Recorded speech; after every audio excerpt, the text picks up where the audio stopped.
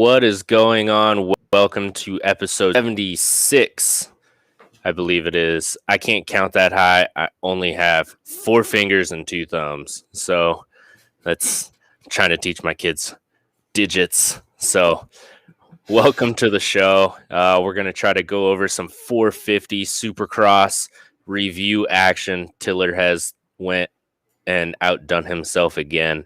I keep telling him he needs to slow down because now we're expecting way too much out of him. But he's got a great show lined up for you guys. As always, please do not forget to like, comment, share, and subscribe. Jesse tells me there's some weird new Facebook things with bells and whistles or something like that works kind of like YouTube, where you got to click that thing. It lets you know all the fancy stuff. You know what's fancy without being fancy, though? Is that Bro Taco hot sauce, man. Hot sauce.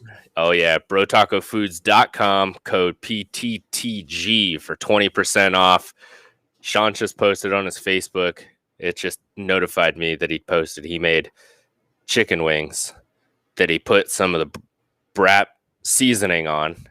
And then he deep fried them. And then he tossed them in. Or no, he brap seasoned them, oven, tossed them in some brap sauce with some like garlic powder and salt and pepper, deep fried them, and then redunked them in the brap, dude. And it sounds amazing. And it's making my mouth water sitting here in front of this screen while he's there making some bomb chicken wings. I was full 5 minutes ago, and now I'm already hungry just because of that. Right?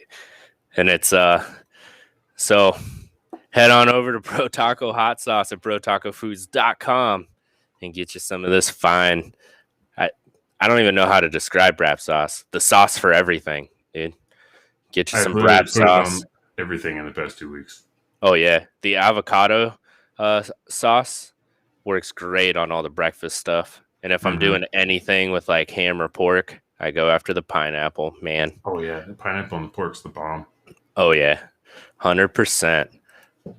Also, please don't forget to stop over at sunstar-braking.com. Get you some sprockets, get you some chains. They got brake pads, brake rotors. They got a bunch of stuff going on there. Email support at sunstar-braking.com. Use anything to do with PTTG in the email, and we'll be sure to get you hooked up with 30% off of your entire order. Also, a big shout out to Nova Pro Media. Nova Pro making sure that all my button clicks and hotkeys and all that stuff works, hooking us up with cool backgrounds, bunch of captions. The website, I mean, they do awesome stuff. So, killing it. Yeah. And also, speaking of the website, don't forget to stop over at power2theground.com. That is power2theground.com. And get ready for some pick'ems. We're getting ready to go outdoor racing here pretty soon, and I cannot wait. You might have noticed that we got the background all changed around. She's looking a little muddy, and there's some trees. It's time to go racing. I know. I can't wait. 12 days. Oh, yeah. Just that number makes it feel so close. Oh, yeah. So close yet so far away. Yeah. One more Saturday. Speaking of one more Saturday, did you see that they just threw up that some of the places already got tickets for sale? I think it's like Ironman, Red Bud. Those are the ones that are close to me. So those are the ones I've always looked for. And a couple other of the stops in the season, they already got tickets for sale. So yeah, I saw that in my email adventures today that I was telling you about before the show. That was one of the things I've saved that I can't wait to actually read, is to go in there and look at those Ironman, because I think we've decided that we're going to try to do Ironman this year. So I need to look into that and get that figured out ASAP. For sure. That's I think I'm going to try to do Ironman and Red Bud. We'll see. We'll see how the rest of the world kind of lines up with my schedule. So that's yeah. I've missed it a couple years in a row, but I want to get back up to Red Bud, and then I'll always be at Ironman, whether it's a GNCC, an area qualifier, or a pro national. Ironman is just down the street, so I definitely try to get over there for all that. But the Ironman GNCCs are off the chain. There is more people there just signed up to race than what show up to the whole national. Wow. It's insane. Dude, you got to park like a mile and a half away. Sounds like a good weekend. Lots of race gas. Oh, yeah. Yeah, it always smells great. Other than that, feel free, if you are listening to us live, whether you are on YouTube or Facebook, jump in the comments section. We will try to get to them as fast as possible. Sometimes we don't want to break the train of thought, especially me. If I break my train of thought, I get all lost and forget what I was talking about. So we will circle back. Please be patient with us. But other than that, we have the 450 review. Are you ready to do this? Because I'm kind of ready. Let's jump in and talk about it before we forget about it. It was definitely interesting kind of going back through some of the numbers. Oh, sorry. Look, talking about comments. I got distracted immediately. Oh, yeah.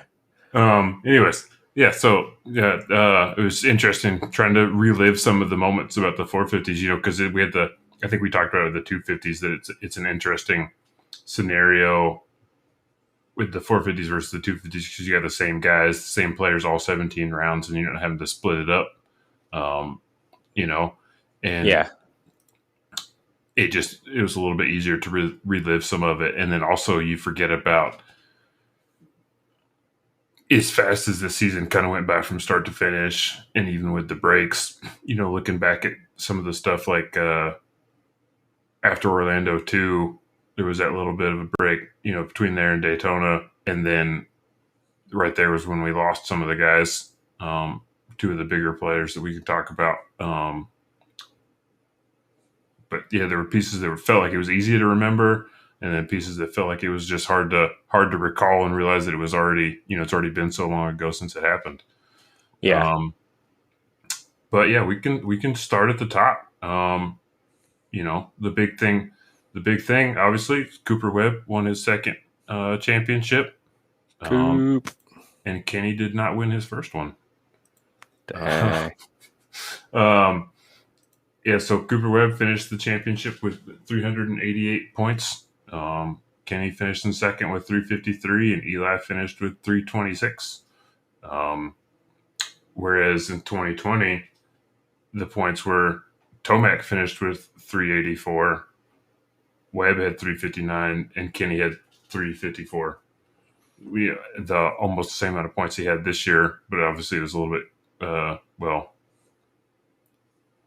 it felt closer until right there at the end. It's just interesting how I remember we even talked about at the beginning of the season when we were 8-9 rounds into it, and we were talking about the number of different top fives we had, and we were starting to have different winners, and it seemed like the championship points could play out completely differently than the way they normally did, where it was just the same, one or two guys ended up swapping the podium so that the points totals are going to end up being about the same. Nobody was really stealing points by winning when they didn't need to, except for second to last round. When Marv took that one home. Marv needed it more than anybody else, though. Yeah. After the season he had, those last two rounds were definitely a switch around for him compared to some of the off rounds. Or I think he had probably, he would say, and I don't think it's too hard to say that he had more off rounds than he had on rounds. Even if you take out the two that he didn't race at the beginning of Arlington. Yeah. So congrats to Webb on his second championship. And we'll dive into him a little bit more when we get down there. So just kind of general championship.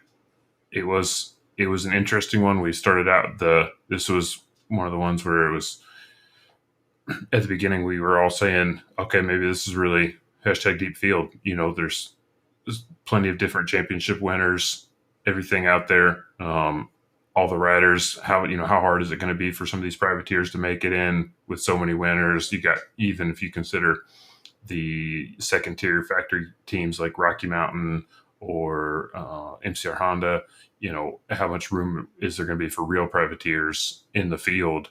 In the first few rounds, it was looking real hard for that. But then afterwards, it thinned out when we lost Zacho and AC. Both of them at round 8 was their last race in Orlando too, and those two didn't come back. We missed Sexton from rounds 3 to 8. He was gone. He came back at 9, where he started putting on some epic performances. Brayton missed 8 and 9. Was there or no? 8 and 9. Yeah, was there at round 10 at the beginning of Arlington, and then he was out for the rest of the time. So then there was definitely some opportunities for some of the privateers to fill back in, but it still wasn't as easy for the privateers to fill in with the field that we had out there. Yeah, 450s are definitely top heavy. 100%. Oh yeah, especially compared to the 250 East Coast this year. Yeah. It really feels like it, but I definitely think this year it was hard to do it, for the privateers to get in. But towards the end of the season, as some of those other guys fell out, it was easier for them to get in, and then some of them really started getting consistent in there. And we can talk about the privateers at a few rounds too. Yeah, but let me think. And then we lost Marty Davos to an slightly early retirement. He was apparently planning on retiring anyways. But he had a hell of an interesting season where it looked like, I thought he was going to do really well this season at the beginning of it, and he just kept losing his front end, and he had one really good round, and then it was just disaster after disaster relatively for him. And yeah, then it he was had a real kind disaster of and forced his retirement early. It was a weird season for him. Mm-hmm. I don't know if it was necessarily bad except for like the wrecks, but like results wise, when he wasn't wrecking, I don't think it was overly bad.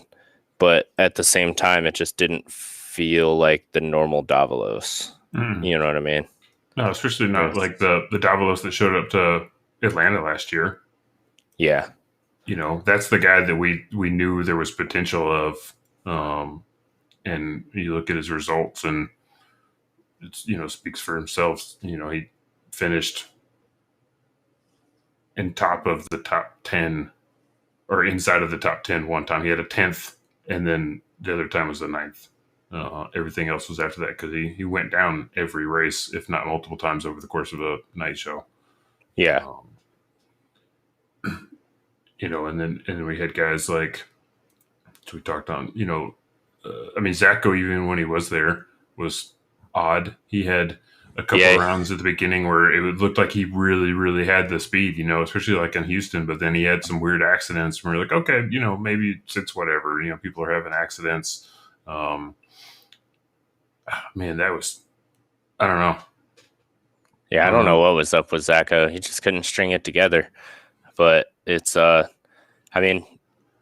said it a lot, except for a couple flashes last year. I've always seen him more as an outdoor guy. Mm-hmm. He does Supercross, and he's pretty good at Supercross because he practices a lot, and he's just a super talented rider. But I think most of his natural talents go towards outdoors more than it does indoors. Mm-hmm. So we'll see how it goes. Yeah, yeah. When we get around for our preview show, I'm sure we'll touch on it. But I'm a little worried about his outdoor prospects just because of his back, and maybe that had something to do with why he wasn't performing right at the beginning. Outside of the whole air shock on the KTM group bikes, maybe that wasn't jiving with him too well. Maybe his back was just causing him to be off just a few percent to where he was helping him or causing him to make mistakes because he just wasn't. I don't know. Yeah. Up to speed or whatever. I don't know. If you do have existing injuries, I think being on a team that is trying to reinvent the shock, literally, is probably not the team that you want to be on if you have existing injuries, That's kind of a conversation for another thing, too, because I think KTM definitely shoots themselves in the foot trying to chase this thing around for, it seems like, years now. But, I mean, Coop was running, he was running just your standard coilovers, right? He wasn't running the air shock or anything like that. I think he switched to the air shock around Daytona time, or no, from the air shock around Daytona time. It was Orlando 1 or 2 where he went back to the spring shock, and then at Daytona supposedly he was on the air shock again, and then after that went back to the spring shock for the rest of the rounds, if I remember correctly. So when the going got tight, man, he was like, I don't know about the air shock. Yeah, it was that idea of like, it's the same conversation you have just in general about suspension settings. Like, you literally won on this shit last year. Like, why would you go trying to reinvent it? You've got a small window there, and I get it. They're all playing within a very small window, but yeah, I don't know if you're not walking into round 1 being like, damn, this is some good stuff. Then maybe you just kind of go back to what worked last time. Yeah, definitely. I mean, it paid off for him. Yeah. So. Oh yeah, for sure. You're talking AC flashes of brilliance, but then AC on the 450 so far, all we've seen is flashes of brilliance and uh-ohs. Granted, he had a pretty good outdoor season last year. He was up there, but he also had his moments like we talked about. I mean, anything just general championship feels, other than, before we kind of get into maybe some specific riders and talk? I mean, most of my stuff is specific. I think, like, overall, I think it was a fun year. It was a fun year to watch. I mean, all of us here had great conversations. Some of them they were definitely like, what was he thinking style conversations. Some of them were definitely like in-depth style conversations about like, well, if this happens, then this could happen. And blah. There was definitely no shortage of entertainment from everyone from a casual fan all the way up to, like a super fan Dylan type individual. So, I mean, overall, it, like, just paint a broad picture, I think it was a good series. I think we ended up with a couple more fans coming out of the season than we had going in, especially with the super speedway rounds. I think that is a great addition that I hope they continue to build on. Bring them back. Yeah, add more. Don't just bring those ones back. Let's bring the whole thing back. Let's build it. I honestly feel like that might be more of the style that these bikes and riders need. When we were talking about like the evolution of the sport, I think that was a great insight into what we might need, almost like hybrid tracks. So I'll be interested to see how that goes. I have heard that they are talking the evolution of the tracks. So maybe that's a glimpse into our future. One can only hope, especially like somebody like me, where I'm much more of an outdoor fan than I am a Supercross fan. Those tracks definitely fit my fancy a little better, and we didn't see nearly, it wasn't death cross, as old Filthy Phil calls it. When we were there, those guys could get a lot of really good racing done through the course of the night, as opposed to, okay, we can only pass somebody in this corner and we can only pass somebody in that corner. And I don't know. So, but on the flip side, there were some completely bullshit tracks. I don't know how else to describe them. Especially like at the beginning. And then, what was the one? Was it Arlington where we ended up with like 2 tracks back to back, or Orlando? Orlando was the one where they just didn't get around to changing the second one. Yeah. The layout didn't get changed at all because of the rain Yeah. or rain, Florida Yeah. rain. Yeah. So it was, I mean, there were definitely some letdown tracks too. I think the Indy one with that huge double across the start line, I think that was a cool addition, but there was too much other stuff in the way. Maybe don't put it right next to the flag stand and the media tower so that you have a little bit of a jump off room, which we saw caused a big issue. I think it should have maybe been the other way on the other side, but I don't know. What are you going to do? Live and learn, I guess. Well, that's the thing is, I hope and I think I've said it before, I hope that all these things that they're doing, they're taking the feedback that people are definitely being pretty vocal about, and they're learning from it. If we go into next year and it all of a sudden goes 100% back to the normal Supercross that we're used to, I'd be a little disappointed that they didn't pick something up from these past 2 years and these crazy schedules we've had. Oh, yeah. Schedules and tracks, The schedules, I don't mind it. It did really suck having that long break. It felt like forever because you're used to kind of weekend. I get it as like the riders and the teams. It's always nice to be able to go home for a little bit and kind of recuperate. But it's I'm not against it. Give me time to do other stuff in my life rather than just dirt bikes. So yeah, that's the thing I like about having at least like 1 or 2 weeks where you got 3 rounds in there. Maybe it was the nice that for somebody like you and I who really try to catch them live when it's reasonable, oh yeah, that it's nice to feel like we have a Saturday where it's like, oh, I actually like I'm not going to feel bad if I miss a live race because there's not one, yeah. Like outdoors coming up, I was looking at it, I was like, oh, cool, we've got like a good 4 to 6 Saturdays, I think, between the start and the finish that we're like, there's not a race, so we don't have to like dedicate ourselves to paying attention to outdoors right in the middle of the day on a Saturday.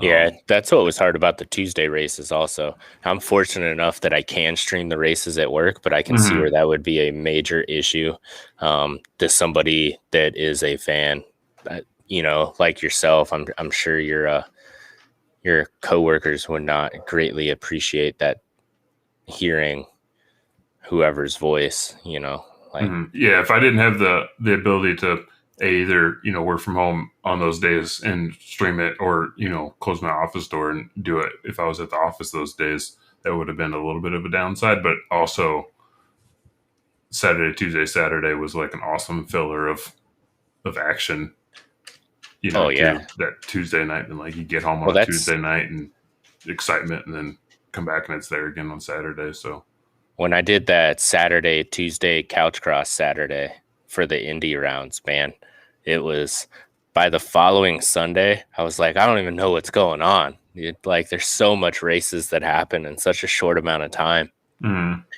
but it was awesome, especially being at 2 of them and then doing the couch cross for the third. It was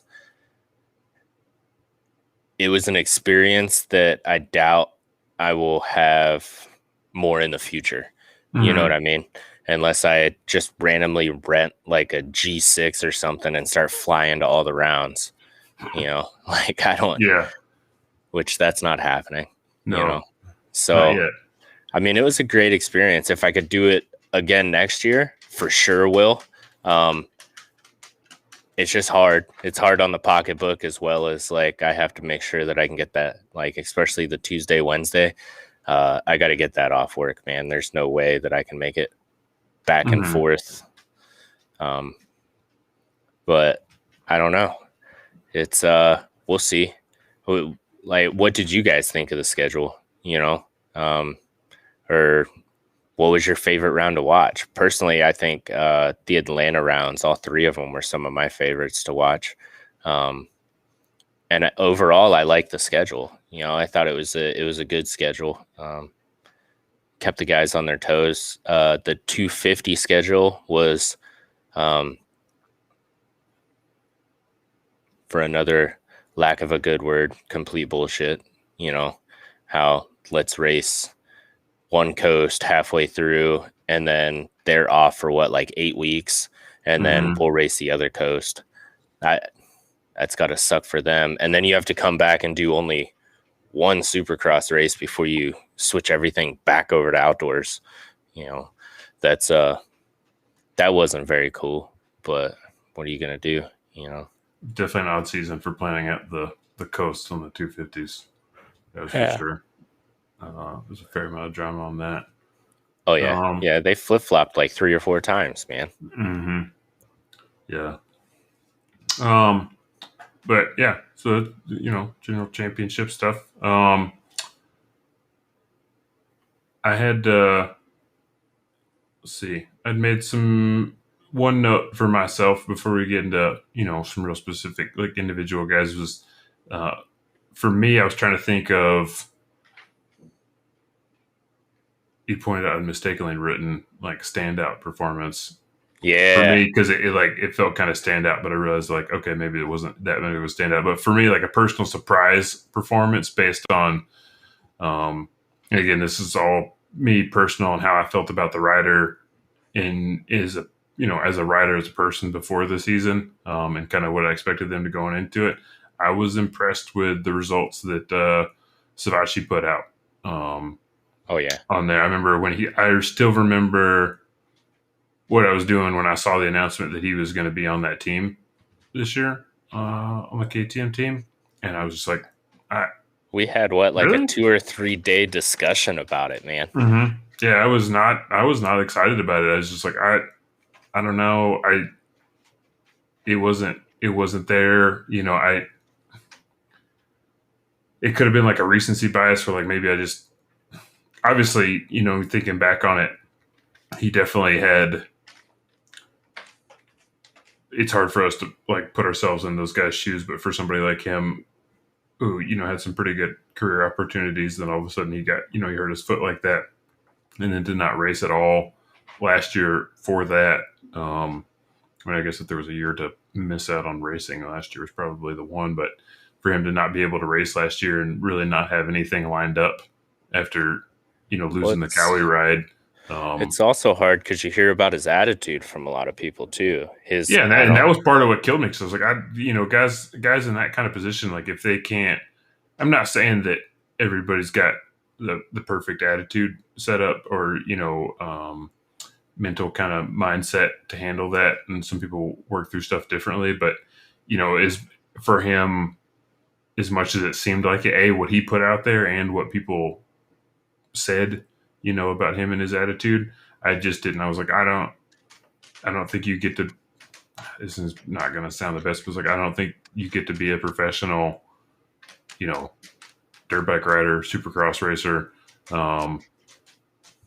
and have that kind of attitude. Not to say that they don't deserve bad days, but so I had a lot of like personal negativity towards him, justified or not, I didn't think he deserved that ride necessarily, considering how many other guys were out there this season that were, like hunting for rides, really good rides. Oh, yeah. Especially that. And so for him to come out and put together the season he did after not, racing professionally for a full year, I was pretty excited to see him be a pretty consistent guy. I mean, he finished 10th in the series, and I don't even think I gathered. Let's see, I did not gather his averages. So his average finish was a 10.8. Yeah, was so 10th to 11th is where it was his average qualifying, average start, average finished, all 10 point something. And out of this field, I think for him to jump back in and do that, to me, and the way he presented himself as a rider, to show up for his sponsors and his team like that, I think Savachi was kind of the guy. I'm not saying he was the one that I wanted to be at all. I was hoping maybe Shane would get it together and come out and kick it this year, because I kind of had he's a local guy for me. So I've always kind of had he's been a favorite But I was there Yeah. were plenty of other guys I was really hoping to see do well, and for Savachi to be the guy that kind of impressed me the most is a little interesting. Oh yeah. Yeah. Like I definitely see that. That's usually when I saw that it said standout, so I was like, what? I was like, he's a 10-12 guy every week, like Yeah. literally, which is really good considering like everything that he has to endure, both from external sources as well as internal sources, you know. Um, I mean, when you put it that way, yeah, he just looking at the numbers, he didn't miss a beat. It's like he never left. Mm-hmm. So it's putting it that way. I can definitely feel that. Like my standout performances I can't just nail it down to an individual person on the 450s. It's like I just have to go the star team in general. You Mm-hmm. know, I mean, those dudes came out from having what could arguably be the worst 450 in the field, especially considering it's a factory ride, having one of the worst bikes in the field to being pretty good contenders throughout the year. They're another one, there wasn't really anything to cheer for in Yamaha, and they went through and pretty much gutted everything and brought it all back. And I think that's A, what they needed, and B, they went about it in a smart manner, trying to hook like AP and Dylan up with their like their old mechanics and stuff like that. I think that was a great heads up move by those guys to kind of rebuild with some young guys. Mm-hmm. Yeah. No. We're gonna. Yeah, we'll touch on those guys later because I did some Yeah, comparisons for them that we can touch on. But yeah, I have to point out, like you said, yeah, everything about the star, what they did. Really given for Dylan to jump into a same-ish team for him, but what is still effectively a new factory effort. It's not like they didn't understand Yamaha or anything, but for it still to be a new 450 effort for them was pretty good. And yeah, AP, Oki, Dylan. yeah. I'll be interested to see um, where he kind of lands. I That's heard. one of the more like personally exciting ones I mean, there's a lot of exciting silly season stuff that's going to happen between now and October, but Mookie, seeing what happens with Mookie, and maybe he might actually end up doing something for outdoors Yeah, versus just not doing anything outdoors this season. I'm just really excited to see what he wants to commit to and see what he's willing to put effort into because we've seen what he can do. yeah, and it's I think the biggest thing with Mookie is he does not like riding outdoors, and I think that has a lot to do with him getting severely dehydrated and messing up his kidneys. Mm-hmm. Um, but B, he hasn't really done it since his 250 days, man. Mm-hmm. When he was riding, what was that, Honda? I think he was still on Hondas in his 250s. I think he was still a triple digit guy the last time I saw him outdoors. It's like Can't remember. 130 something. But I remember him messing himself up real bad with some health issues doing outdoors. And I think something like that kind of hangs out in the back of your brain, man. So I think he plays it off like, I just want to go fishing all summer, blah, blah, blah. But like I said, I think that's a playoff. Um, Mm-hmm. I and I just think that he's afraid of what happened to him before, and I can't blame him. That's some scary shit. Like, he got dehydrated so much that he almost went into kidney failure, dude. Like, that's scary, man. So He I was don't 2014 on a 450. on a 450. Yeah, Yeah, but I mean that's 6 going on 7 years ago. yeah, it's not not easy. Yeah, yeah, he had. he was on a 450 2014 outdoors, and then he did 2 more years of 250 Supercross. But that 450 in 2014 was the last year he did outdoors. Yeah, I think Mookie would do great outdoors as long as he can do the 2 30-minute motos. I think he would do excellent. And now fitness levels from Supercross to motocross isn't even in that. That's like being good at AAA ball and thinking that you're going to go up and be the best at like MLB. Mm-hmm. You know, I mean, the fitness pro, like, it's just not even the same, you know? So it's,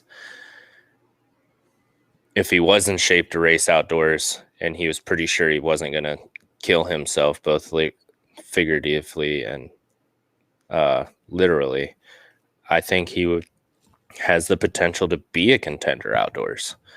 You know, I mean, he's got great speed. He can handle the bike very well. But I don't know if we're ever going to get to see it, to be honest with you.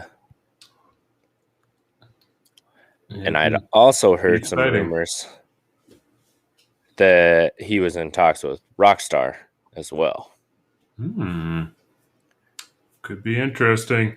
Now, those are just rumors. And so far, the only rumor that we have heard that turned out to be true was Mathis with Tomac to Yamaha. Well, which we're still waiting for the blue half of that rumor to be confirmed. Yeah, which it's hard not to, but yeah, all we know for a fact is that he is not going back to. Well, we also know Kawasaki next year. Yeah, we also know that it hasn't been denied yet either. Nope. So he made a point to not confirm nor deny. Yeah, that. So I think it's a pretty good possibility. Yeah. But that's for the preview show, man. Mm-hmm. That's we're getting sidetracked again. Anyways, story of our lives, man. Yeah, I know, right? Let's rock and roll into some of the riders. You want to start with the top 3? Yeah, might as well. Dig a little bit into some interesting stuff. So we'll probably maybe kind of jump back and forth a little bit between Cooper, Ken, and Eli, because there's some comparative numbers here that are kind of interesting to look at. Let's see. So I'm just going to run down the quick stats on here. We don't want to bore anybody with it. Cooper Webb his average qualifying position was 6.1. His average start was 4.2 position. So average start position, again, is their position at the end of the first lap, not obviously where they all crossed the whole shot line, unfortunately. He only grabbed 3 hole shots all season. His average finish was 2.5, indicator of why he's first place in the championship. He led 108 laps. He won only, I think I didn't have time to go back and dig through all of them to get the exact numbers, but I think he only won 3 to 4 heat races or less than that. Whereas Kenny won 8 or more. Cooper had a total of 8 wins, period. And then, so Kenny, his average qualifying position was 4th. His average start was 4.6. His average finish was 3.6, and he had 2 hole shots. He led 156 laps. Remember, Cooper Webb led 108 laps. It's a tongue twister. And Kenny only won 4 races. So out of the 4 races that Cooper Webb won out of his 8 total, Kenny also led laps in those races. And I think there was only 1 or 2 of those where somebody else other than Kenny also led laps for anything other than like maybe 1 lap. And that was, one of those was Sexton on the last round. Kenny set the fastest lap in 8 main events still only won 4 of them. Well, out of those 8, he only won 3 of those 8 races where he set a fastest lap. But still, he only won 4 races in total. That's crazy. Yeah, and so I think one of the big things for me between those two in general were a couple of things were that Kenny more faster laps led 50% more laps in races, won half as many races. He had, Yeah. I mean, and there's, if we hadn't all seen the races and what happened, we'd be like, oh, well, did his bike blow up half the time? No, he didn't have a bike malfunction. Not well. I don't know if you want to count maybe something after his bike fell over, um, and it's just how do you how I don't know. He had everything going for him to win the championship, and just he had moments where he cracked, um, Yeah. and couldn't put it together comparatively. Cooper's numbers speak for themselves. He didn't qualify the fastest every day. He knew he didn't need to. I mean, obviously, well, it's going to be hard to say because they didn't have a camera on everybody every time, right? But as many times I remember seeing in qualifying a lot of times where Cooper would just pull off in qualifying, get Carlos to do something to the bike, um, and go back out there and put in a decent qualifying time. But when you qualify sixth as your average, but then your average start is fourth, um, you're obviously doing something right as far as being able to get a good start. And Yeah. then when you Plus, win I 8 mean, races, makes a just difference as long too. as you qualify in the top 40th, it doesn't even matter. Mm-hmm. Like other than that, I mean, qualifying, it just, a lot of these guys say it too. They're like, yeah, we would focus on qualifying and then suck in the race. And it seems like the guys that just use qualifying as an additional practice time do a lot better Yeah. in the race, Mm-hmm. So, I mean, it's hard. I mean, AC is a perfect example. How many qualifying did he win last year? And then Oh, he was the fastest nothing happened. caller by far the most out of everybody Oh at the yeah, races he was at. Yeah, and couldn't put it together. Yeah, that's a good point. Yeah, they need a good gate pick. Um, I mean, it's a heat. It's half filled with privateers. yeah, so that's the thing. It's like at that point, sixth versus um, fourth is almost the same thing. Sixth and second. It's 1, 2 positions in a heat gate pick, which isn't that big of a deal because you I think also it'd don't need be to win that. Yeah, it You would be finish in the a top 3 in your one gate pick, I think, because it's even oh odds. yeah, You know, one between them. Um, yeah, and so if you get the top 3 in your heat race, you're still top 6 gate picks, and I don't know. Somebody would probably argue real hard about the difference between um, fourth and sixth on the gate pick at some of the races, but just as long as first there's and not sixth, a it's a different. But yeah, it's yeah. I don't know. Nate Thrasher will tell you that you're crazy for taking that argument. Yeah, You know, exactly. Yeah, I think I think he came out and made talked about that, and we talked about it last week. yeah, Yeah, it's just so yeah, the qualifying doesn't mean a whole lot, but they both of their average starts were about the same, but that's because um, I think averages don't show the whole thing because one real bad number can ruin an average, right? oh And yeah, there was 1 or 2 races where Kenny just didn't get a good start, if I remember correctly. yeah. There was Um, a couple of them that he was back there pretty far. mhm.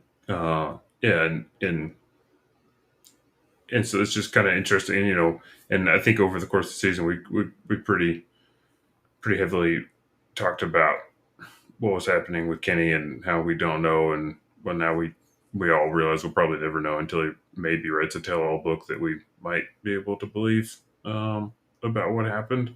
But we do I know that see happened him. is Webb. You know, Webb went out there and did the job. Yeah. And it's I don't. Yeah, Kenny made mistakes. I still think Cooper won it. I'm pretty sure we talked about that at the show after Yeah. the last round. Um, I don't think it's because it was still really was relatively close. You know, if Cooper would have had the two bad rounds like he had last year, Kenny could have won this one Oh, yeah. super easily. You know, so I think Webb won this one. The numbers are kind of interesting to look at, but it's little things like the physical moves that Webb made in some of the races for me that shows why he did it. Listen, Cooper's a champion because Cooper's a champion. Mm-hmm. I mean, that's all there is to it. Even if Kenny made a mistake and gave it up on the last race, you still have to be in that hunt in order to take advantage of that. You know what I mean? So it's a hard argument the other way. I mean, people are going to try to make it just because they don't like Cooper, but I mean, I'm a firm believer that if the only way to finish first is first, you got to finish, man. So, and I mean, he put himself in great positions in a lot of races to be able to pull it all together.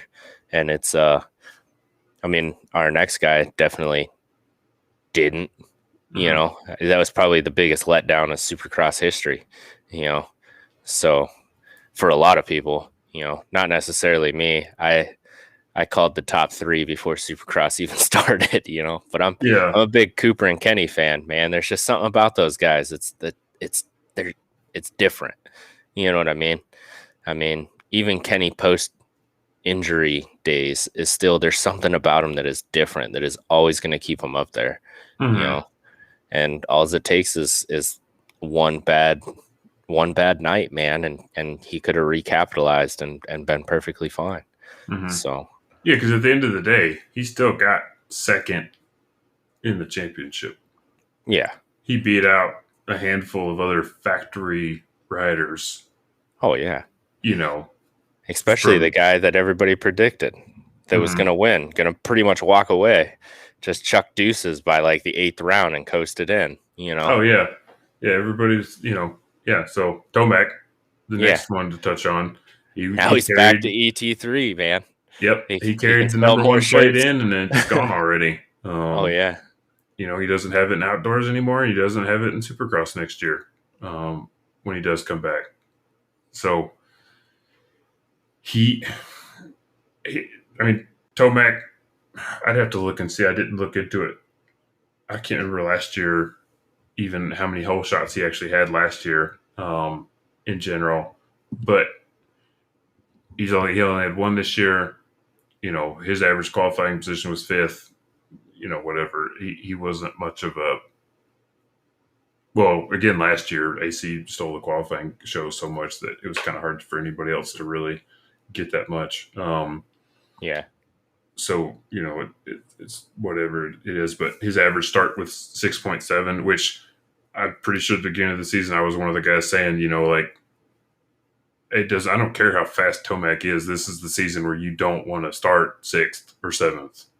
Oh, yeah. Because, you know, I still remember last year there was a race where across the line. That's not even off the gate. That's it's not even across the whole shot line. Yeah, so he had a lap still to pass a couple people. You know, so a lap in and he was still 6th or 7th. And you know, because I remember last year there was the one race where Barsha was in, I don't know, like 3rd, 4th maybe, and he was racing Tomac, who was trying to get around him, and people were getting upset about it. It's like, why?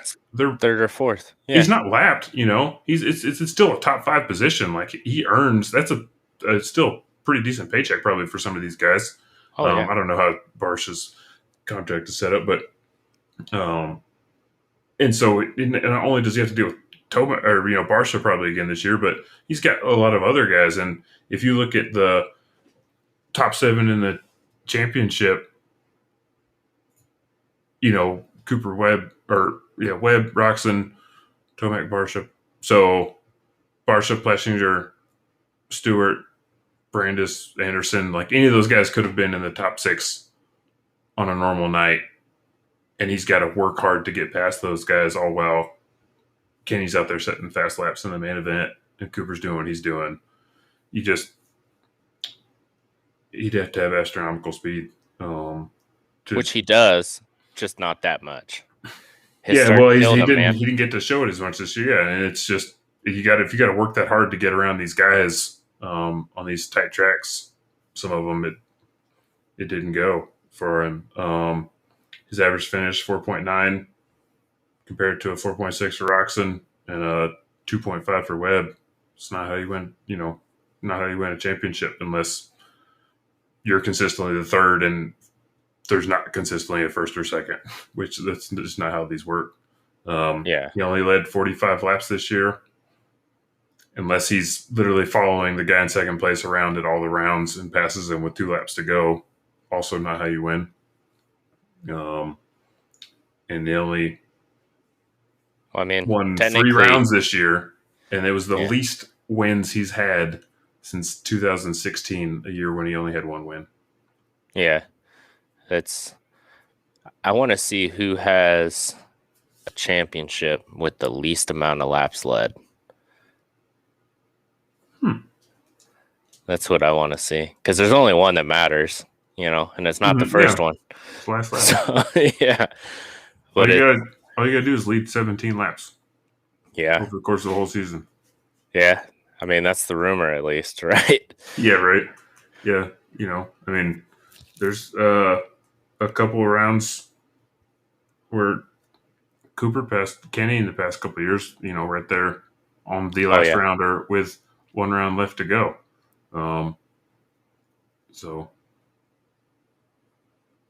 Jesse made a good point that it wouldn't surprise me if it was Dungey that won with the most amount of laps led, because there were so many races where he just finished third. Never even led a lap, period.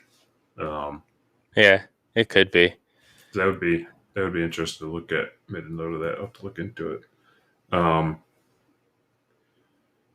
Who else do we have that just completely jumped out at you, man? Jumped out at me? Yeah, you got a lot of stats up on here, man. And either way, which way? Jumped out at me the worst or the best? Let's do both. All right. Well, I don't want to jump on your bandwagon too much, but any of the Star Yamaha guys, take a pick. Yeah, that's true. They did come out swinging this year, man. Yeah. So we can touch on the guy that was Star Yamaha last year that we thought was going to make come out and show Star Yamaha wrong, but Star Yamaha just stepped up their game, or he was going to show Yamaha / Star Yamaha wrong, but he stepped up his game. Barsha, he didn't do bad. He didn't do as great as some people hoped he was going to do. He did. Some of his comparisons pretty even with last year, man. In general, if you want to look at just overall championship finish, because that's kind of what matters. He finished in 4th this year with 289 points and finished in 5th last year with 272 points. Yeah. The thing with him that really jumps out to me is 4 hole shots, but his average start is 8.1. Mm-hmm. Like, how many times did he drop the bike or pinball off of somebody after the freaking chalk line? You know what I mean? Mm-hmm. And I think that's the big shower there. I think that if he can actually get back around on the first lap without dropping the bike or bouncing off of somebody, mm-hmm. Top 3 guy all day. Yeah, his worst nights hurt him a lot. He didn't have like a few kind of bad nights. He had a couple like bad nights that really killed his numbers. And I don't think he was gonna get third in the championship. He could have. He wasn't. No, he couldn't have. He couldn't have. He was 50 points off. He wasn't going to get there. Tomac would have had to have hurt himself, miss 2 races.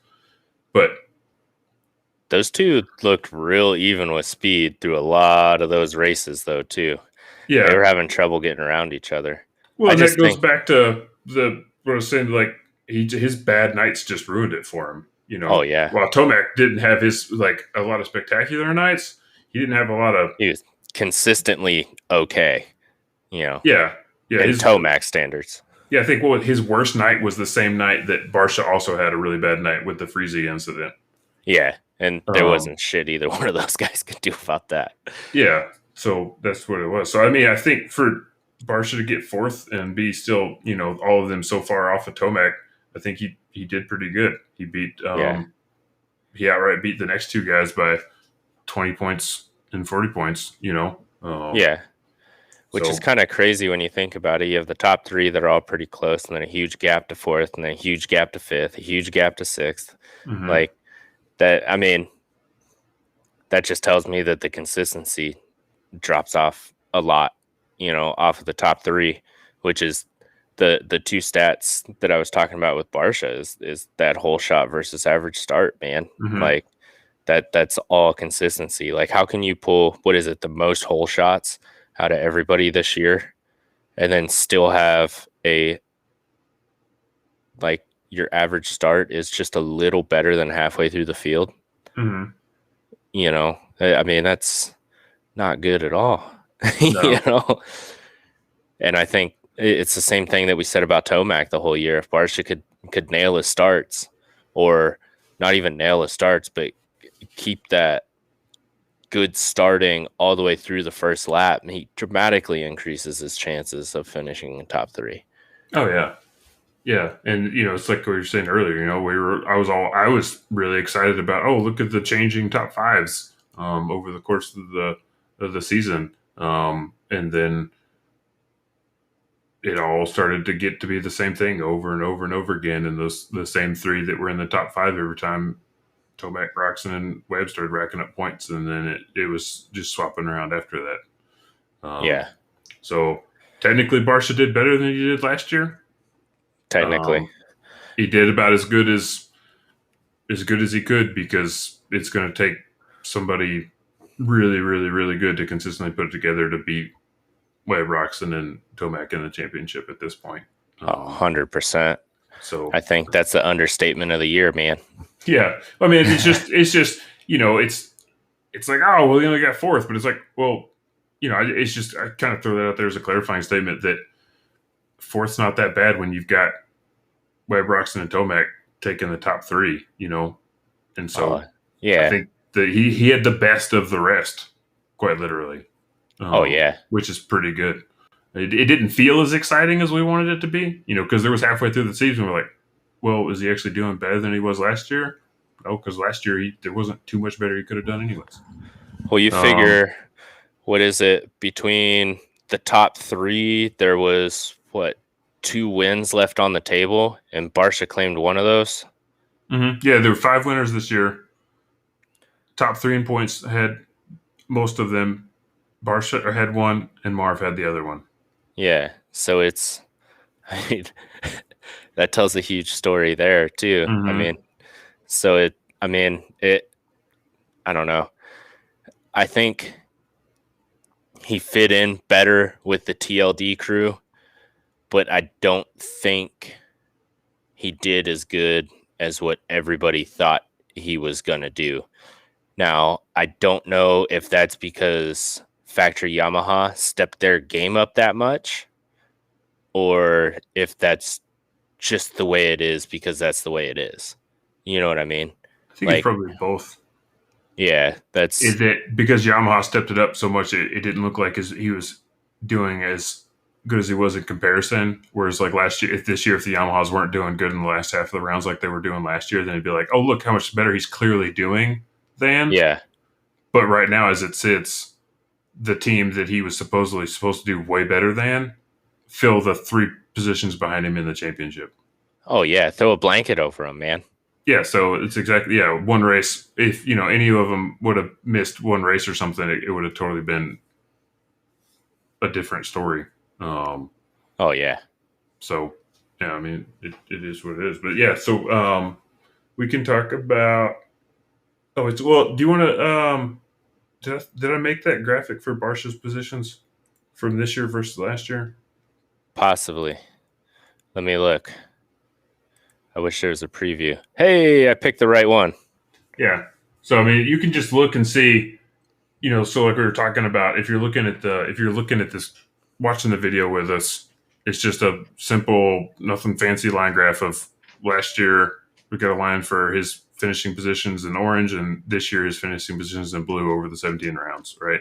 And so this is kind of what we were talking about is he had his good rounds were on average better, but he had look at round 2, round 4, round 6 significantly worse than they needed to be. And his rounds, 11 through 17, which were like the Salt Lake rounds last year, were on average better. But it's those crappy rounds that he had that gave him that, average start position that Doug was pointing out that just, didn't do him any favors. If he could have knocked off those bad performances on even his round 2 wasn't even that bad, because that could have been his 4th worst finish, maybe 4th or 5th worst finish, or if you knocked out 4 and 6. So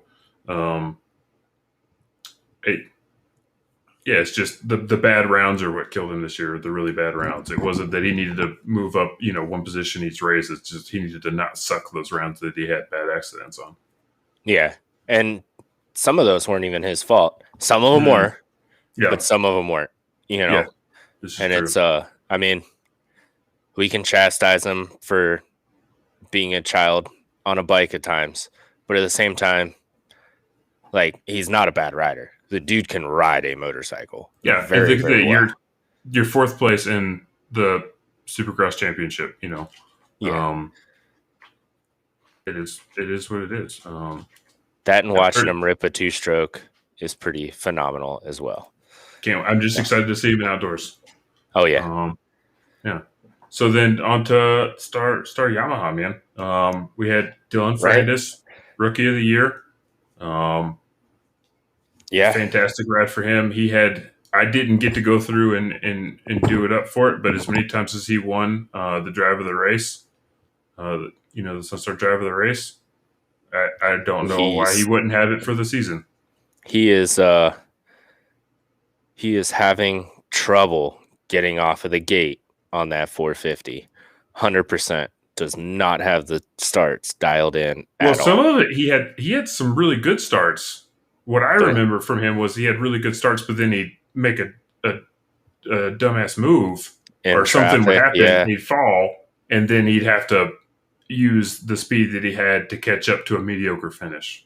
Yeah, I just remember there were definitely some where he didn't have good starts, but then the ones where he did, he made an accident, and it would have to be like, okay, well now let me make up these 10 positions I just lost. Yeah, maybe that's what I'm thinking, because it would be like the camera wouldn't be on him, and then all of a sudden you'd be like, well, where's Ferrandis? And then you'd see him on the ticker in 14th. You're like, what the hell? And it's only like a lap or 2 in. You're like, holy cow! What'd you do over there? On the lap chart, when you could look at it, you could see he was up there at the top on the left side of the chart, and then it would jump back, and then you just see it climb back up all the way to the right. Oh yeah.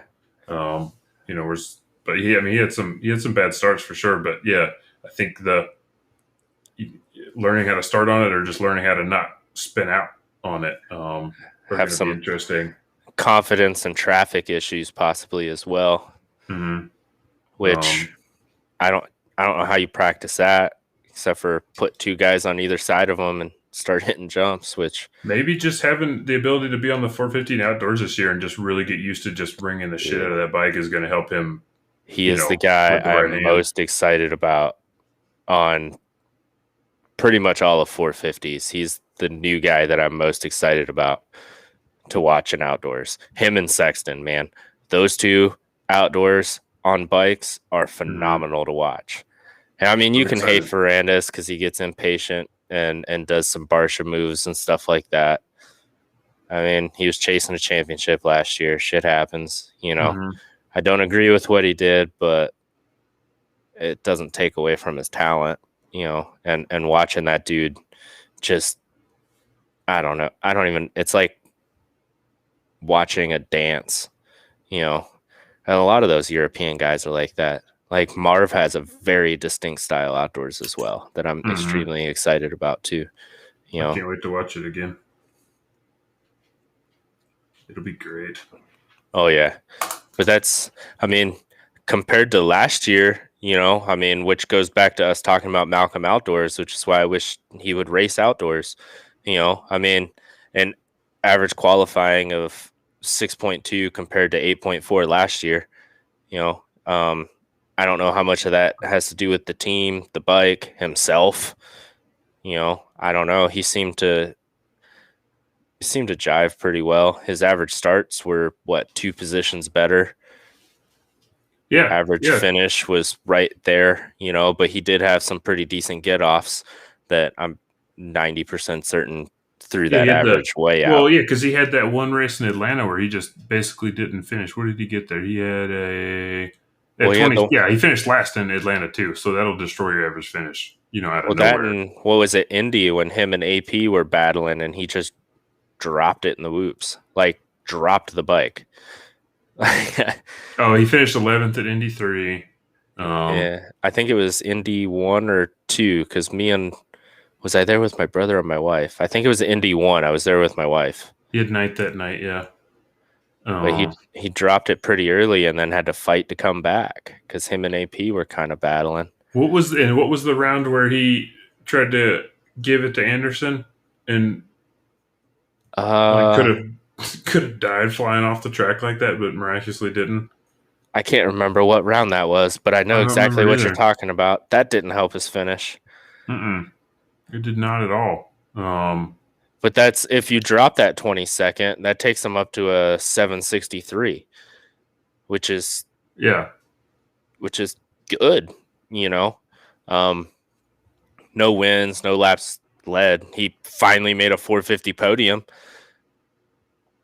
which Mm-hmm. Yeah. and That and was I want exciting. that gear. That gear would match my graphics. Fucking mint. I gotta figure out how to get it. He had some sick gear this year. Oh Yeah, I yeah, mean he clearly improved, like you said, by with the exception of his average finish, which would have not quite been a full position. His qualifying, his starts, improved about by 2 positions. He had that podium. He finished is one it? position better in the championship this year. You made a chart for him too, didn't you? Mhm. Before I just start clicking buttons. All right, I couldn't remember all of them. Yeah, Yeah, so on so this one again, we got one line. The blue line, if you're looking, is for his 21 this year finishes. And the orange line's for his finishes last year, which I thought was kind of funny because if you look at it, his worst round by far was round 14 on both on of them. both years. So Um, it looks like he was way more consistent this year than he was last year. Just um, looking at it, or last Almost year the other than way. he was Yeah, this year. Yeah, it was last year. He was consistent, but he was a little bit lower. This year, he had his good rounds were better, but he had just a couple rounds where he didn't do as good. So like round 10, um, yeah. 10 and 11 hurt. Arlington was probably, I think that was, yeah, 10 or 11. Arlington was probably one of those, the Anderson round. I want to say that was probably Arlington because I feel like that was much more recent. Yeah, Um, I know that wasn't Atlanta, but then his Atlanta round 14 was the one that bit him this year and last year. So yeah, he definitely got better as a rider to be able to put in better good rides. I don't know if that makes sense. yeah. But he wasn't just kind of hanging back. He knew how to get up there and fight for it this year, and that's probably speaks for him being comfortable on the equipment, and And having with good his equipment team, to run with, and good in his yeah. team, and just being a good rider. And Oh yeah, for him to jump on that bike literally right before the season started, imagine if he would have had a full off season to train on that bike. yeah. Well, Did he though? He might have just been messing with us on the old Oh Instagrams, man, dude. if that whole thing was just like a social media troll on his part, I'd give him props. That'd be pretty clever. I mean, Choi Lee did do it with a whole round of racing. That was so epic. Was That it was so though? good. Yeah, I mean, like, I appreciate the effort, but don't tease me.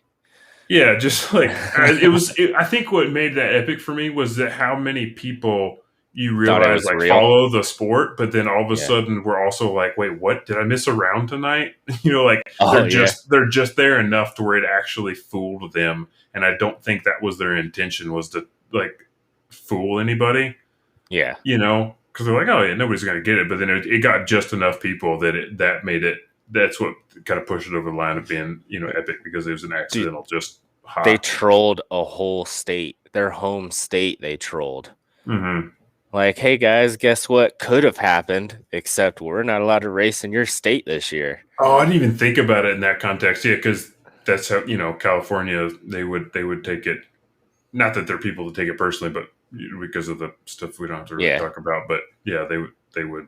Oh, that's fun. I didn't even think about it in that context. Yeah, just gets better. Most of what I heard about that was in relations to that. Like, thanks guys, you dicks. Like, thanks for reminding us what we didn't get. Oh, yeah, yeah. No, I didn't even think about that. I was just so excited that we only had one round where I had to stay up until 10 o'clock Eastern to watch the start of a race. Oh yeah, and that's the next guy, the old AP7, Aaron Plessinger. He to me, your standout performance. Yeah, if we're going to use standout as purely like an objective measure, I think without really digging into it and rating everybody, AP was your verbiage was a bit off on that one, man. Mm-hmm. Yeah, personal standout is what I should have said. Technical standout. Yeah, he had his qualifying position was up about 3 spots. He qualified 3 spots better, which he got 2 whole shots. He finished about 2 positions better on average, which helps when he starts for 2 won a couple races. What gets me is if you do the corrected drop the worst round. Mm-hmm.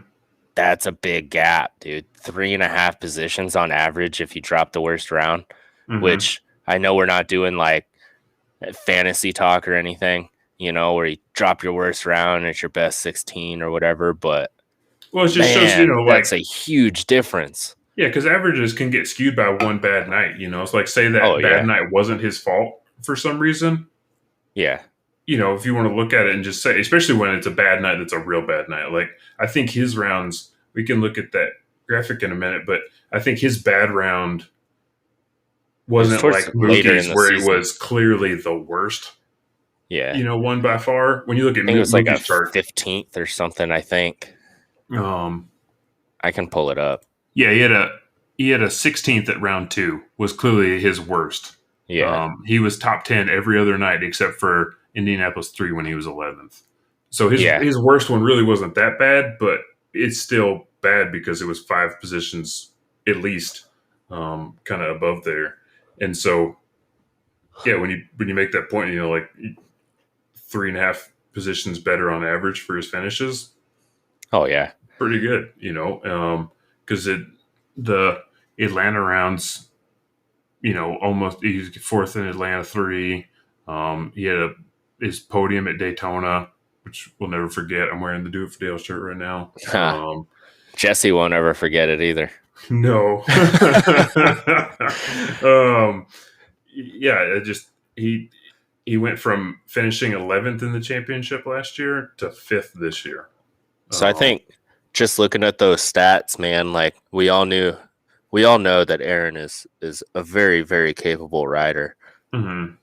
And this puts it right up to where I think everybody kind of expected him to be in his 450 career. And I think a lot of that has to do with the team really taking the time to make their riders comfortable.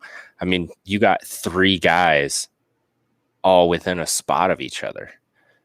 Mm-hmm. I mean, and most of them, Dylan, we don't have anything to go off of, but your other 2 guys that have raced 450s for a number of years now have marked improvement, that I think shows a lot just about the team. You know what I mean? Yeah, because they're at the end of the shelf before things start falling off as far as riders. Dylan is the last rider. So the top 7 are the top 7 because they were finished every single race. Well, yeah. I don't know if we were 20 seconds technically finishing a race, even if you finished all the laps, you finished the race. Made the main. Yeah. After that, the only person to finish every round after top 7 was Joey Savacci, who finished in 10th and technically finished every round. Yeah. Jason Anderson in 8th missed a round. Marv missed 2 rounds and had 2 really bad nights. Do we want to throw the AP chart up? Yeah, we can take a look at that. Damn. Yeah, so he didn't. Obviously, we talked about Houston 2 wasn't that great for him. If we're looking at the chart again, blue is 2021 results, orange is 2020 results. His is clearly better than last year. Like you can just see it. There was obviously some overlaps there, some where he had similar positions, which is actually kind of funny.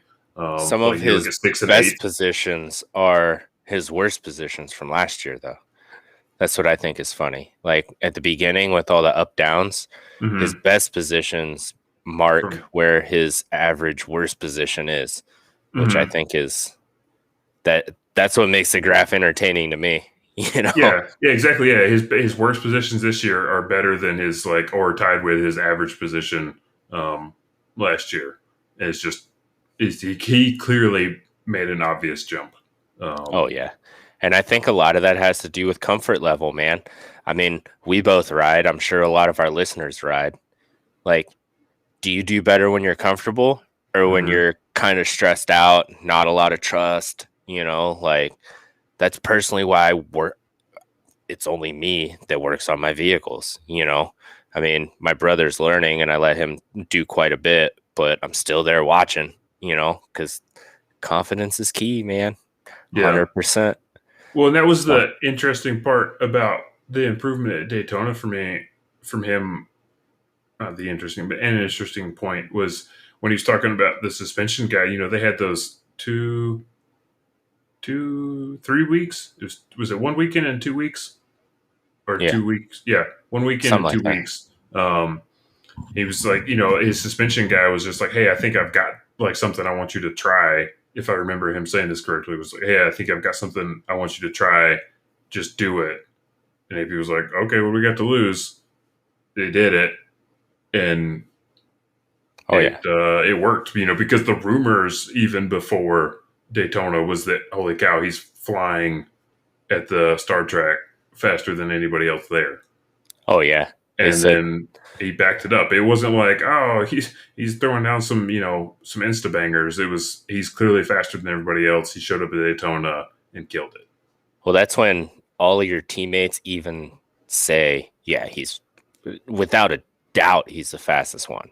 Yeah, because you were saying you'd heard that too, right? Yeah. Yeah. Yeah. There was a lot of people talking about it, man. His proof's in the pudding there. Like he did it. And he's another outdoor guy, man. I'm pretty excited. Yeah, you're gonna have you're gonna have AP and Frankness both with their American and French mullets just flying out the back, just railing it. It's gonna be epic. Hey, they'll fit in with everybody around here, man. That's There's a lot of mullets. That's what I was saying. Well, I think I told you and Jesse the one day when I was at it was the track when I broke my wrist, dude, where I was like, baseball has nothing on the Ohio and Indiana motocross scene in terms of mullets. Oh yeah, because you even had that one picture of that guy with the epic mullet. Oh yeah. There was like a whole group of them, dude. There was like a herd of mullets. It was like a mole herd, dude. I don't know. Yeah. I'm just gonna plug the Discord right now if you want to see epic pictures of mullets from Doug's track days. Yeah. But yeah, Jesse brought up a good point too. I can just kind of read it without clicking the thing. Says it's definitely a mental sport. That one podium changed his whole season. I completely agree. Like, oh yeah, because even if he wouldn't have felt, even say he did feel confident from the changes to the test track, right? If he wouldn't have gone out and gotten that podium there, it probably wouldn't have mattered much. Because if anything, that might have like counteracted it. Where if like he felt great, from the changes they made, and then went out and just did the same at the race, he'd been like, oh well, crap. Maybe I don't know what the hell I'm talking about. It could have killed him. yeah. So then getting that podium, yeah, like just said, that's how you do it. Confidence is king. No smokers on my side, man. Could be a serious threat. Team mullet. Oh yeah. It might be French, but it's a French mullet. Right. It's like it. Oh man, I can't even make that joke. I was gonna say it might be a baguette, but it's it's not a French baguette. Well, he's not racing, so that's funny. Those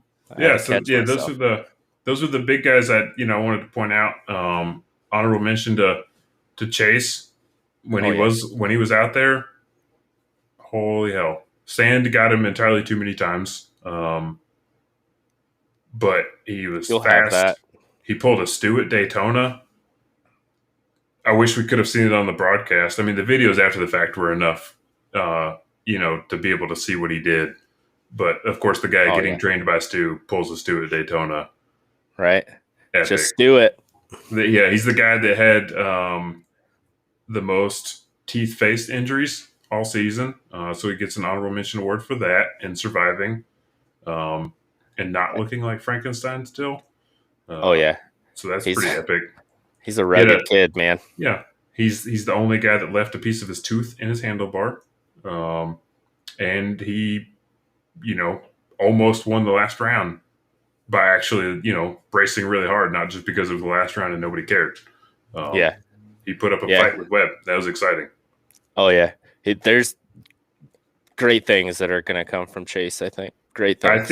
I think he did great in outdoors last year, but I was probably a little too on the skeptic. Like, I don't think he's going to do anything special in Supercross, and I was wrong. Yeah.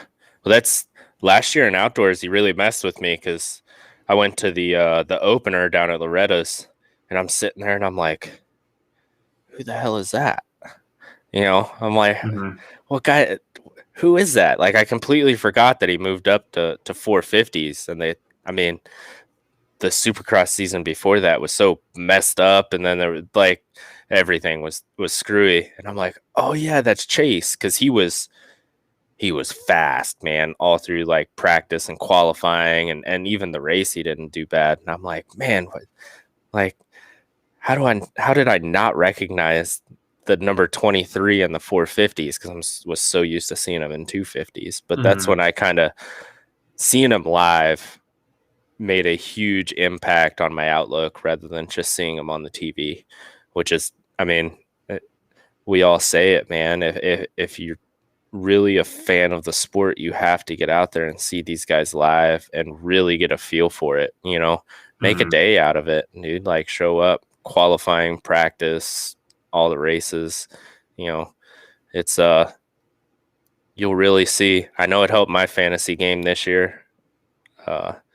Not so much last year because I kept forgetting to submit picks, but it's this year it definitely did. There's just something about getting out there and seeing these guys in action the way that the TV cannot do it any justice, like, at all. Yeah, this was the first time when I went to a Supercross that I actually watched qualifying. Normally I spend time in the pit party, like getting autographs, hanging, like taking my little one out there and hanging out in the pit party. I'm like, I don't want to go watch qualifying. But this year, actually sitting there, like, watching qualifying and really paying attention and watching how they all attack different pits, it was way more exciting than I thought it would be. Oh yeah, and it gives you a really good insight into who's fast in what section and how that section is going to develop through the night and kind of play into certain riders' favors or against other riders, and it's if you get out to enough of them, you start picking up on all the nuances of what certain riders are good at versus other riders, and watching the track develop like that makes a huge difference, So Yeah, it's pretty I don't know. interesting. That's Um, I always make fun of Tiller for being the stat nerd, man, but I'm definitely like the track and line nerd. I'm like, oh oh yeah. man, did you see that? Like, is that? I can't tell if it's on the TV, but you guys got to watch this. you know, Yeah. like stuff like that. Like Joe doing the old Joe line at Indy, man, that turned Oh out to yeah. be the fast line.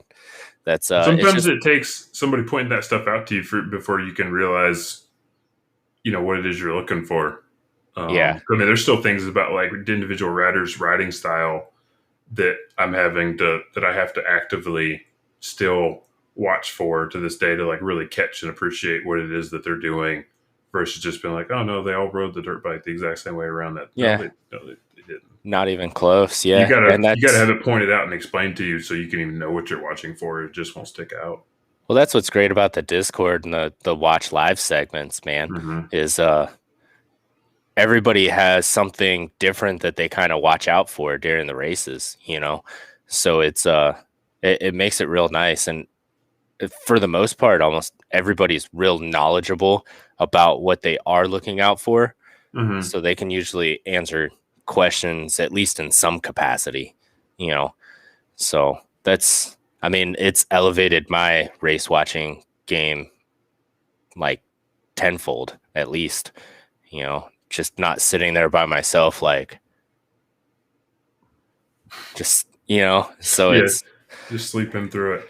oh yeah, just sitting there like, oh, did you guys see that? Yeah, but did you see this? Nah, damn it, Peacock, let me rewind. Yeah, you right. know?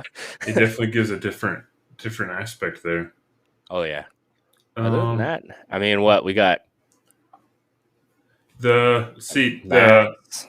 Yeah, I don't know. I didn't really have a whole lot to say there except for I was excited to see Anstey, actually make it to show up when he did. He didn't show up till round 8.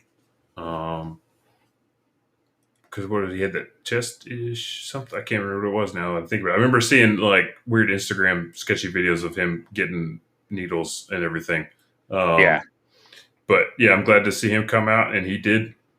I think he considering the field this year, I think he did pretty damn good. He didn't light the world on fire, but I was excited to see him not get 20th every race, Yeah. because we didn't know what he was going to do. And it was just exciting. His vlogs and everything, he seemed to be having a good time. Well, he's not a Supercross guy at all either. Well, yeah, and So that's the kind of the thing, it's like, so I was totally willing to say he's going to get 18th to 20th every single race. And just he got to got make a 18th main, and man. 22nd, but he Yeah. did he did pretty good. Just as long as you make the main, you're doing better than everybody except for 22 other guys.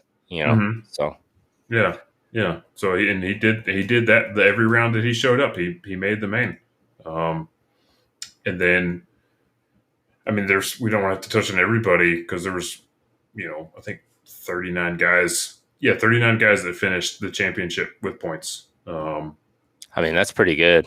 Mhm. I That's wonder pretty where good. that would you happen to know where that falls in with like other years? No, not off the top of my head. I'd say it couldn't be because like right now, just looking at the breakdown of say like 20th through 39th, the Yeah. way it's spread out, I don't think it could get much higher than that just by like kind of who's going to show up and who's going to make it in. Yeah. Well, I was more interested in much lower, you know, I comparatively.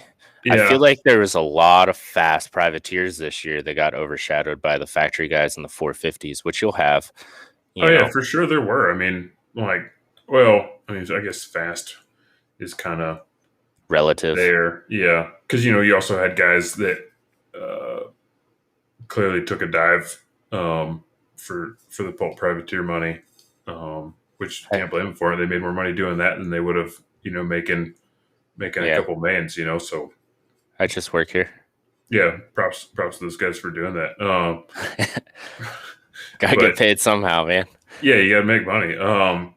But yes, I mean, but some of the privateers, obviously, Chiz made 13 rounds, Oh yeah. 13 or 14 rounds this year.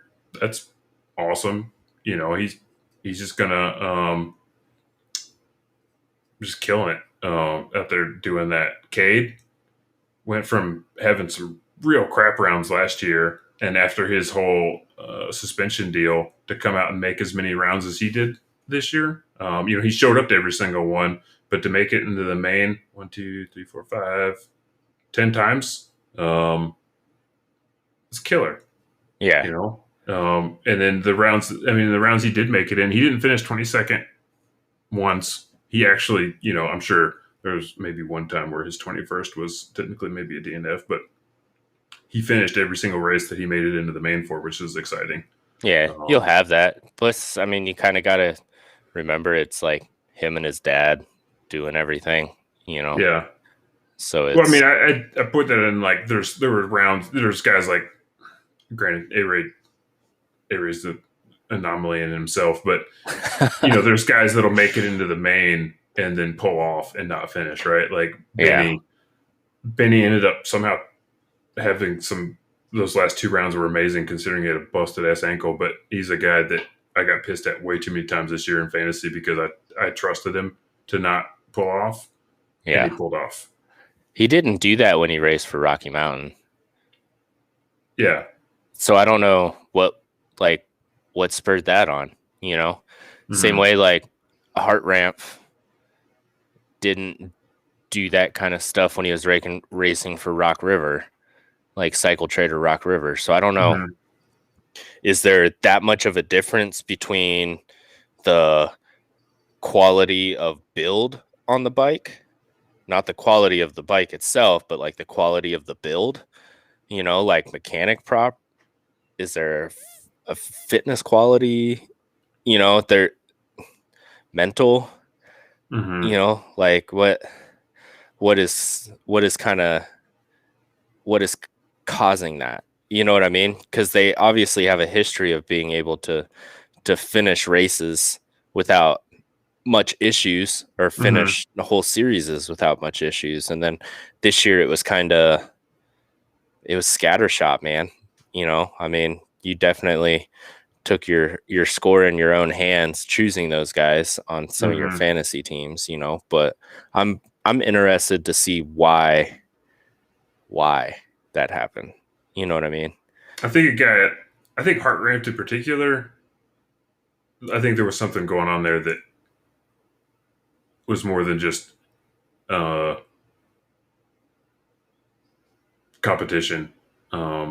I think it was maybe he wasn't driving as well with the bike as they make it sound like. I think he's got and the LCQs is the wrong phrase, but I don't think he's frustrations, got the mental strength or stamina or perseverance to like trust himself and realize that he's a good rider. I remember saying that last year on the 250s.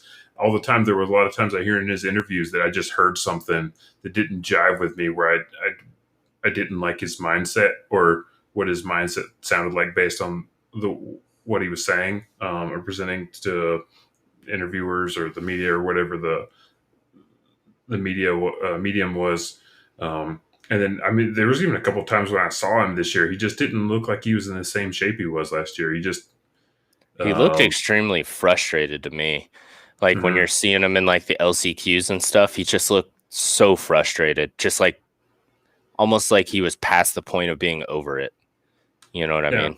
And maybe it's something like you said, maybe there was, maybe he just didn't jive as well with that bike as we thought he did. And it was just beating him up, mentally, and he just wasn't good because he's like, I know I'm better than this, but something's not right. And he didn't have the click. And back to like what Jesse said, maybe he never did anything that gave him the confidence to put it all together. I don't know. Like I said, when he was on Cycle Trader and Rock River, he did good. He had good confidence. He was, he had just very promising, but I don't know if I can explicitly blame the bike. I'll blame the team before I blame the bike in most cases. No, Anstey, can't blame the bike. Yeah. I think his is more of a experience issue with Anstey, but So, I was saying like with Anstey, like Anstey had the same bike. oh yeah, He made it into yeah, every main he tried. So yeah. like, yeah, is it a factory KTM 450? No, it's not. But it's not also not a bad bike.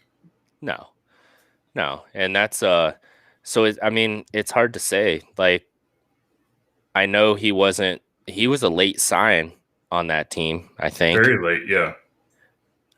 maybe maybe he just doesn't feel at home, man. I Very mean, well could be. and I don't want to say that he took it as like a means to an end, but at the same time, I don't necessarily think that he was willing to go privateer, so he signed it, even though he didn't want to, Mm-hmm. and maybe that's just kind of floating around in his head that he didn't want to at the beginning, and now he is. And it's hard to find the motivation to do something when that's the mindset that you kind of walked in with. Mm-hmm. Yeah. Yeah. I don't know. Be interesting to see what he does outdoors because I think he did great outdoors. Granted, it was a 250 and this is a different class, but He's a he's good did outdoor all guy. he 250s. He did all the rounds, and he had some really great outdoor rounds. So I think maybe I don't know. Maybe he'll get it together in this break, and he'll put something together, and he'll do better outdoors. Where he's getting into every main effectively. And Yeah. can go out there and just lay it out there, and it'll bring back his confidence. Yeah. Well, Um, that and Supercross is such a different animal too.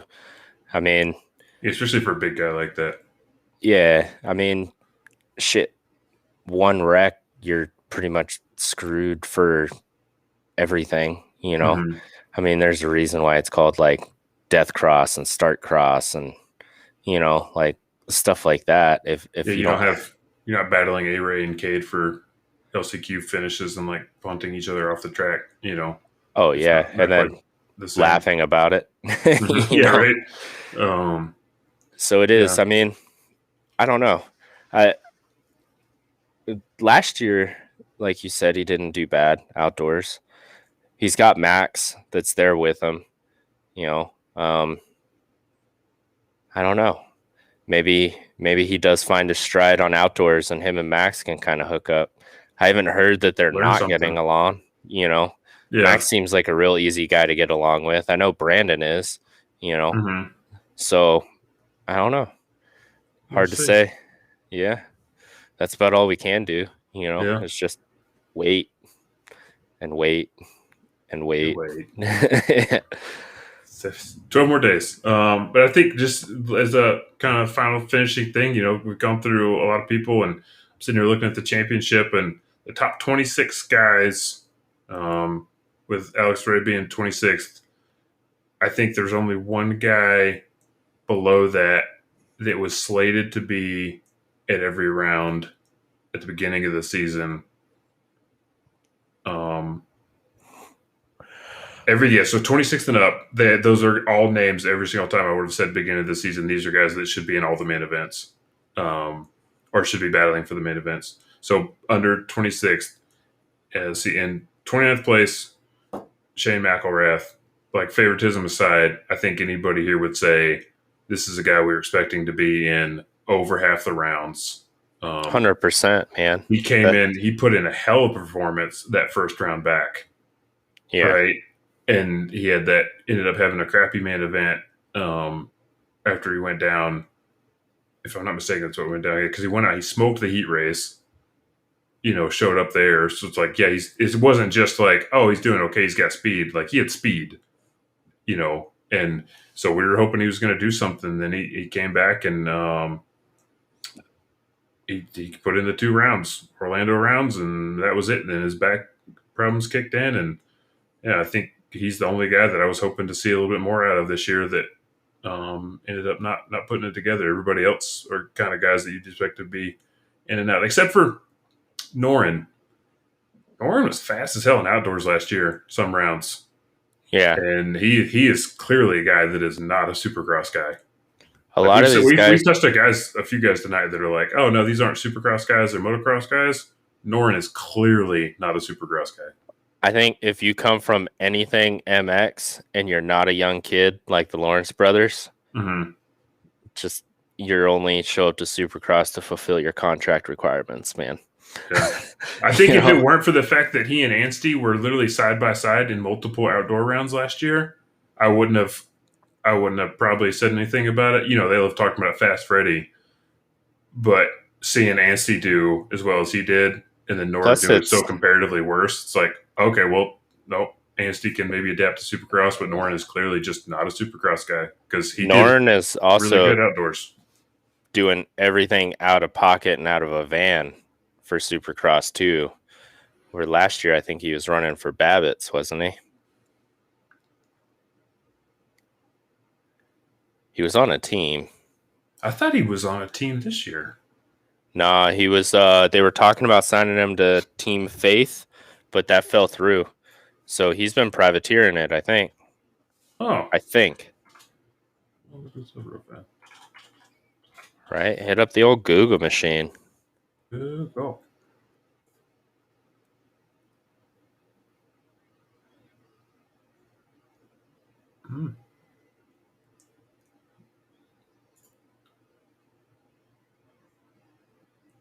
Oh yeah.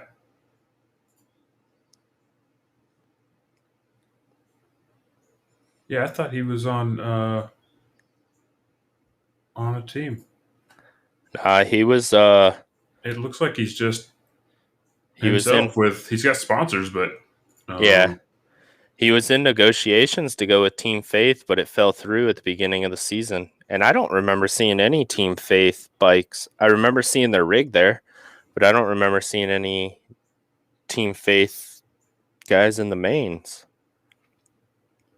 But I mean, that's got to be tough, especially if you don't grow up doing anything with Supercross, to just be like, all right, well, I'm going to go run my own program for Supercross, Yeah. I mean, you're better off showing up on the XC1 row of a GNCC, like with how foreign it probably feels. Yeah. Huh. Yeah, he and well, I guess where was Rod Bell ended up not getting points. Rod Bell was a guy that I was expecting to get some points, and he didn't get any points. He was fast at that Atlanta round I went to. There was this guy there, not picking on him because he wore it like he was really proud of it. We had a Rod Bell jersey. He was a big guy, like bigger than me. Big old country boy, had a Rod Bell jersey, no sleeves on it. It was just all in.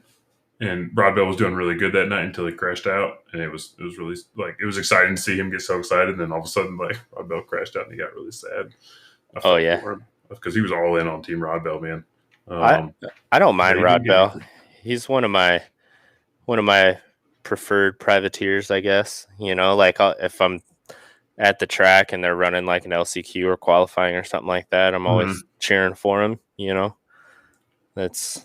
Well, he had some knee injuries stuff at the beginning of the season too. So yeah, I think that's about it.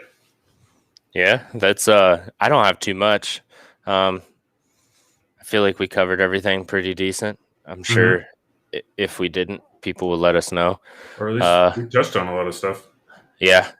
That's we got to get together with Jesse and do some preview show action. Also, working on getting some cool guests in here. I think Jesse has pretty much hit up half of the field for GNCC, motocross, and supercross. So we're working on that. I don't know. I'm going to try to get a guest in studio maybe next week, following the John Penton GNCC. I'm going to see if I can get one of my buddies down here and do some GNCC stuff and kind of the dead week there that we have, see what's going on though. I don't know. I'll have to let you know and everybody else know probably right around the same time, but I'm gonna work on it this week. So we are working on getting some guests in and stuff like that, and we will we'll see how that goes. I think Jesse's got some cool ones lined up already, so stay tuned for all of that fun stuff. He's got some real cool privateers coming in, because why not? Everybody likes privateers, man. I prefer talking to to privateers, even when I go to the tracks or stuff like that. Like did we decide on that? We're definitely doing a new privateer segment. Can we talk about that? Or are we going to wait and maybe just introduce it? I just work here, man. I haven't heard much about it. So I think I'm just gonna. You're getting excited. Dude. Yeah, because Jesse teased the potential name for it, and I think it's hilarious. And I think we'll just wait. I'm gonna hold out. It'll be funny. It'll be funny when it happens. We'll let Jesse play that card when it comes, man. We can't take all his fun away, you know. That's good.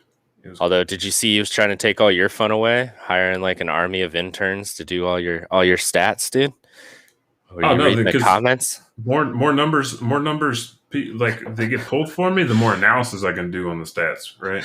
That's half the problem. Is it takes you all the time to pull them because they've got a database of the stats, but going through and like pulling them all, it takes forever. Got like a whole list of things I want to look up, but each one of them takes so long. You gotta take your time figuring it out. Know what you want to look up. Yeah, get a bunch of people to pull it together, and then we can figure it out.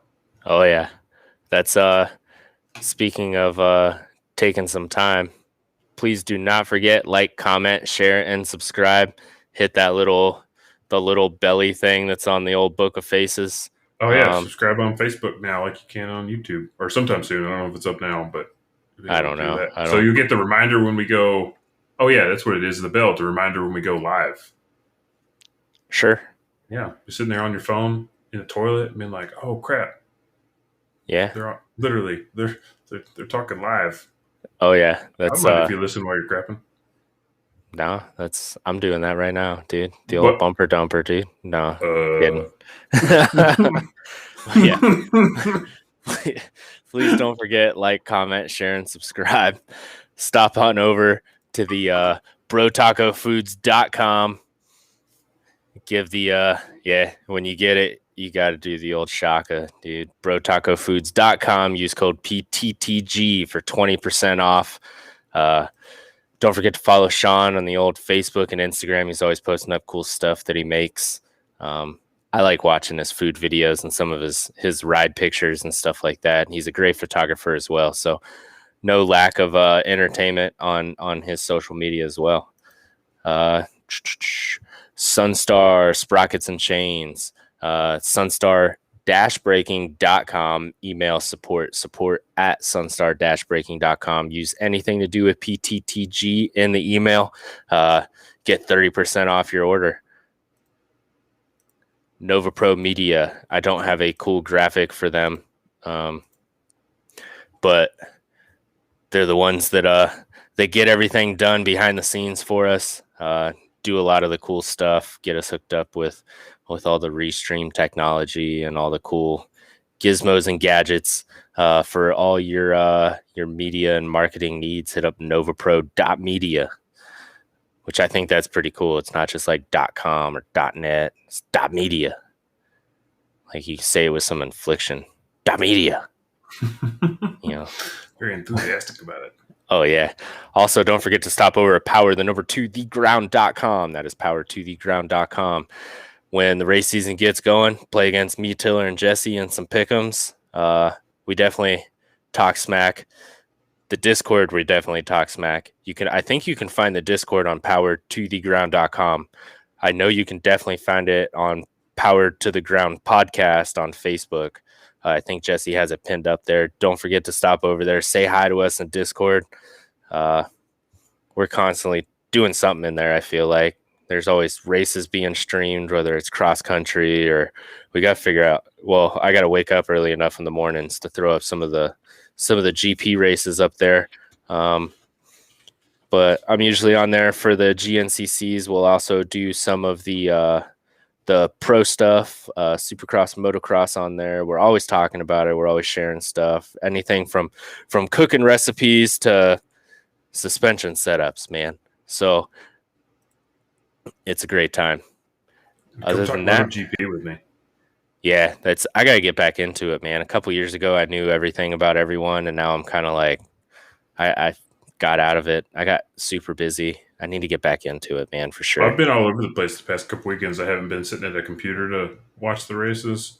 So coming up, we'll be back where I can like somebody could watch it with me in the Discord if they want. Yeah, I'll definitely try. That's what is it? I think GNCC start right around 2:00 in the afternoon. I think MotoGP they come on 7, pretty 8 early. o'clock in the morning. Yeah. So, man, coming up here in the next couple weekends, we might end up racing all day. Especially when. Oh yeah. Oh, I'm not complaining, but it's mobile friendly, desktop friendly, laptop friendly, tablet friendly. Discord is definitely some cross-platform greatness. Fun friendly. Oh yeah. It's definitely fun. We get into some discussions that might not be as friendly, but it's all in good fun, and that's we hug and make up. Oh yeah, it's mostly just me, Jesse, and Tiller talking crap to each other, but we love it. So, other than that, I don't have much, man. What about you? That's about it. Appreciate everybody hanging out, listening to us, watching us. Come join us on the Discord and hang out more often. Oh yeah, and that's I'll probably jump on and do some cool stuff this weekend on the Discord. I will be at the John Penton over in it's just north of here for the GNCC. I'll be there for the ATVs. Sunday is usually my family day. I like to kick it with my kids because I get around a lot, so hang out with those guys. So I've missed the bike sometimes, but jump on over on the Discord, hang out with us, and then other than that, we got the Road to Recovery fundraiser going on the old Facebook right now. Oh yeah, come check that out. Yeah, for my my old man birthday every year, try to do something back for yes, Doug gets around, Jesse. Yep. It's my friends always joke that I'm a $2 whore at a truck stop, man. I'm always getting around somehow. But it's you are. Yeah. But it's so stop on over if you'd like to. We're running a fundraiser for Road to Recovery for my birthday, so trying to get some stuff done on that. And if you're familiar with the sport or action sports in general, you know what Road to Recovery is. They do great things, so we'd appreciate it. Other than that, we'll catch up with you guys next Monday. Hopefully we have some awesome stuff to talk about. I'm sure we will. If not, we'll just BS. Yeah, we'll just BS for 2 hours, man. Sometimes those are the best shows. Yeah. So we'll catch you all later.